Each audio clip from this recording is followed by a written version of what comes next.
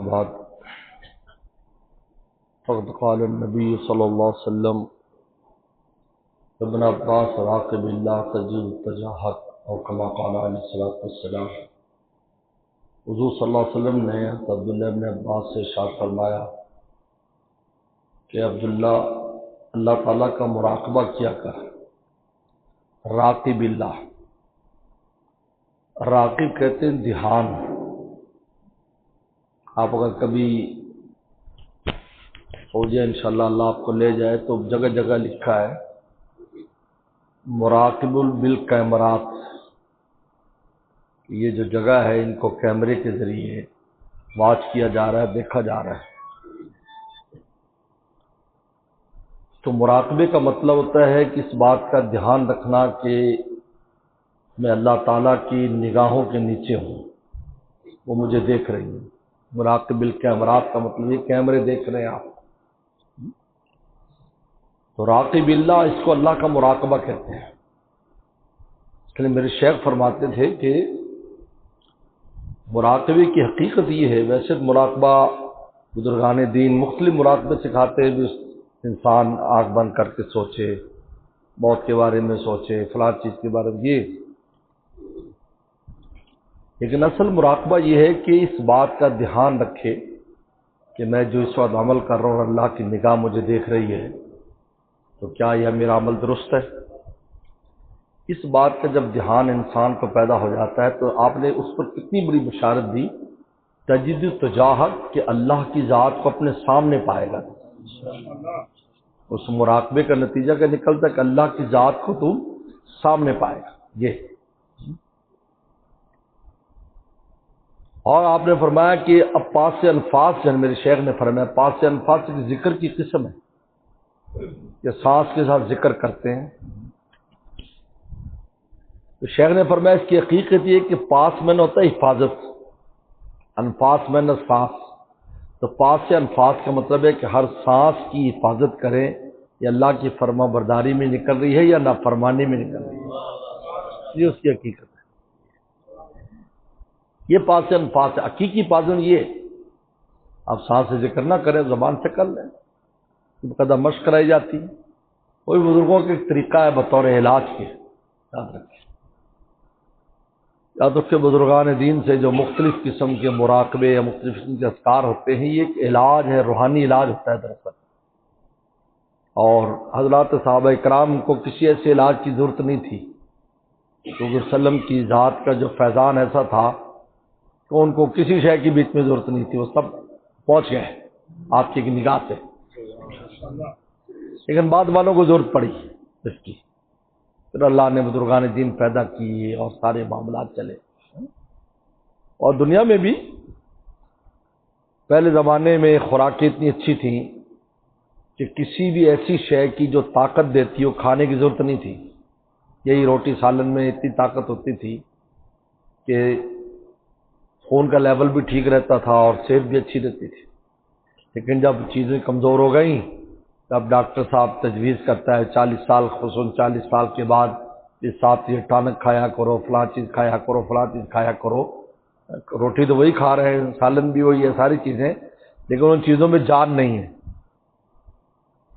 کیونکہ کھاد کے ذریعے پیدا ہوتی ہیں۔ پہلے زمانے میں ہمیں یاد ہے بچپن میں کہ جی ایک فصل لے لی، اب زمین خالی پڑی ہے، کہتے جی 6 مہینے آرام کرے گی تاکہ اس کی طاقت بحال ہو جائے، تو پھر اگلے 6 مہینے کے بعد اس میں فصل لگائیں گے۔ آج تو ہوش بھی نہیں آتا فصل کو،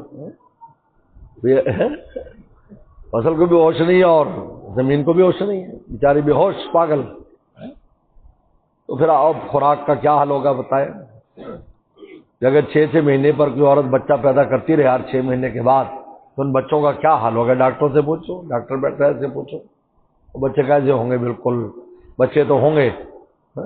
لیکن ان کا کوئی حال نہیں ہوگا۔ یہ اس لیے اس بات کا مراقبہ ہر وقت دھیان رکھے کہ میں اللہ کی ذات کی، اللہ کی نگاہوں کے نیچے ہوں۔ پھر اپنے اعمال کو دیکھے اور ہر سانس کی حفاظت کرے، نہ فرمانی میں تو نہیں نکل رہا ہے۔ یہ بہت خطرناک بات ہے